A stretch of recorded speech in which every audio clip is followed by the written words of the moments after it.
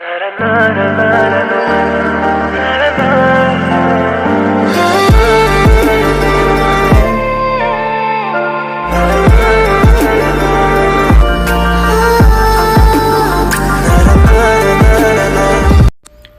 आप लोग देख रहे हैं प्रो वाइंस 1 मिलियन। तो फिर से एक बार स्वागत है प्रो वाइंस 1 मिलियन में।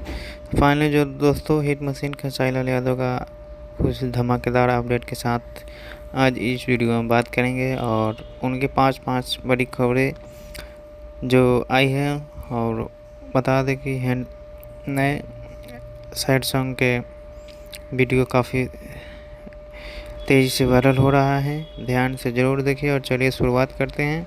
और SR म्यूजिक में बैनर तले खेसारी लाल यादव का बहुत ही शानदार फिल्म का आ रहा है, जिस फिल्म का नाम होने वाला है रिश्ते। और आपको बता दें कि यह फिल्म पैन इंडियन रिलीज होने वाली है। अब फिल्म के स्टार्ट कौशल दिखाया जाएगा खेसारी लाल यादव को रितेश पांडे, और इसमें साथ फिल्म का आकांक्षा पूरी दिखाई देने वाली है। और खेसारी दोस्तों आप लोग को बता दें कि फिल्म में आकांक्षा पूरी के साथ एक गाना है जिसको काफ़ी बड़े लेवल का शूट किया गया है और 2025 में होली का शुभ अवसर पर रिलीज किया जाएगा।